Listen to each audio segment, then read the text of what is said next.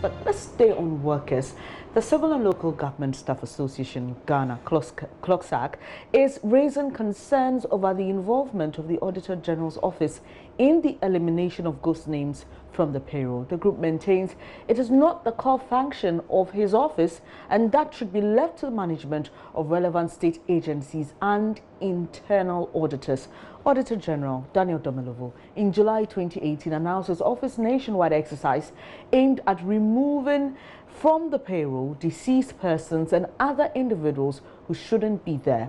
Addressing a news conference in Accra, Executive Director of CLOGSAG, Isaac Pampo, said the Auditor General will end up scrutinizing his own work if he is to execute that task.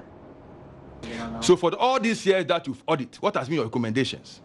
What has been your assessment? Those management units that have flouted the law, what has happened to them? This is a question you need to ask, not you yourself going to perform those functions, because there's every unit has got a manager over there who is supposed to verify.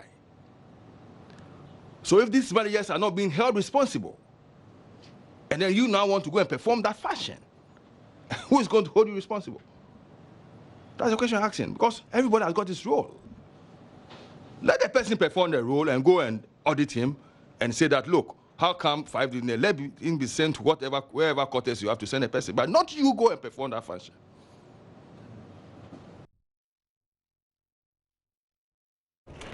Well, you heard the CLOGSAG president there sharing his concerns about payroll cleanup.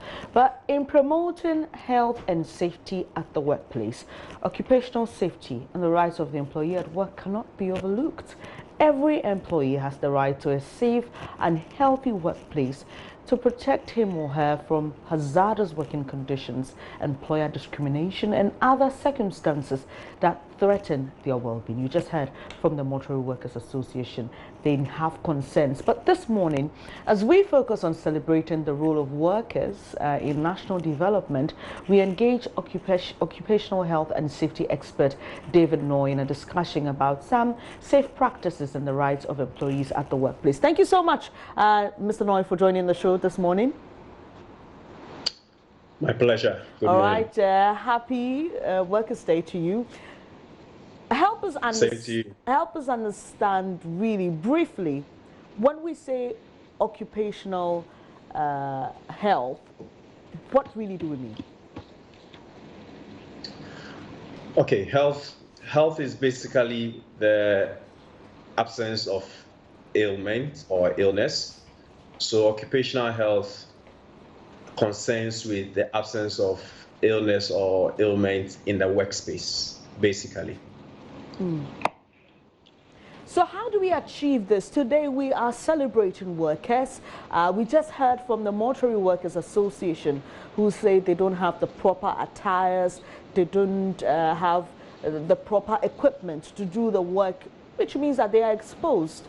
For example, someone goes to work, as we are told by their General Secretary, in his home attire, goes to do this very detailed work within the health space and goes back home in the same attire. What should we be looking out for in our workplaces to know that, okay, my employer has me at heart and I am not at risk of any hazard? I mean, the really basic things.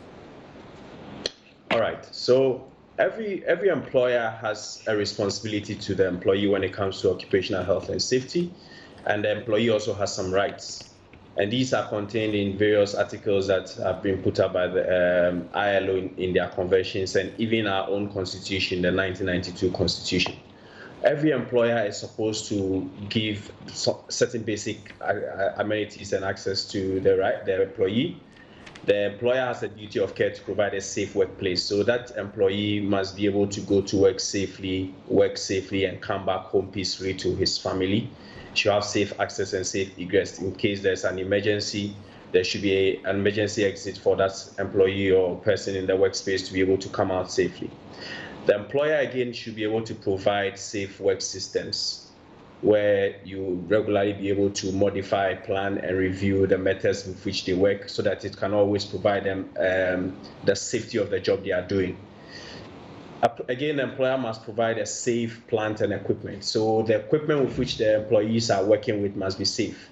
They must not be defective. They must be maintained and serviced regularly so that it does not cause harm or present a danger or a hazard to the employee.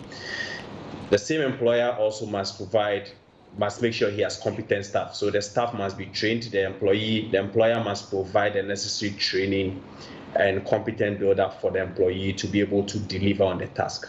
When you talked about PPE, it's a basic requirement in Article 10 of the ILO Regulations 164 that employers must provide PPEs for their staff as a minimum so that they will be able to work safely. They have their hands and their various bodies protected.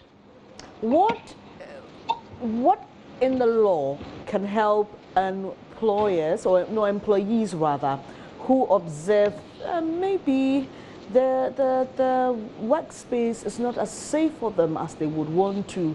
What can they do?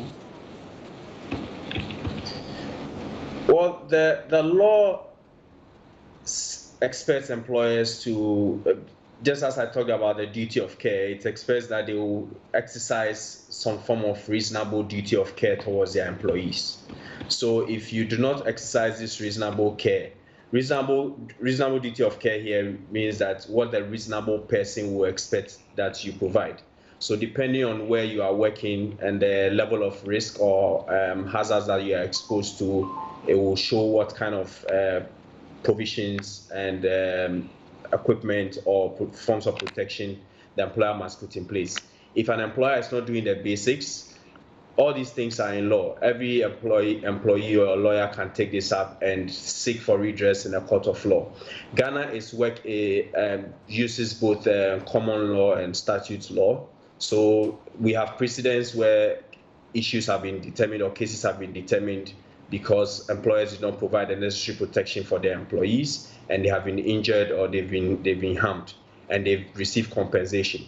So these same cases can be used as references by lawyers and employees to take their issues up if employers are not providing the basics that they require in their workspaces. It's interesting, we've been talking about what employers should provide, but I'm pretty sure there are some employers watching and saying that, what about the employees themselves? How do they also make do with what has been provided and ensure that they themselves take responsibility of their health and safety within the workspace? How do employees take up personal responsibility in this case? Great. So every employee is also burdened with some responsibilities once the employer has those responsibilities to provide these things. First of all, the employee has the right to refuse work to start with when the workspace is not safe. It's his right. He also has the responsibility to take care of the personal protective equipment that are provided for him. He also has a responsibility not to do tasks that he's not being trained. So he needs to be competent in the task before he does it so that he doesn't harm himself or herself. Okay. Thank you, Mr. Noy. We'll have to end it here. David Noy is an occupational health and safety expert. We'll take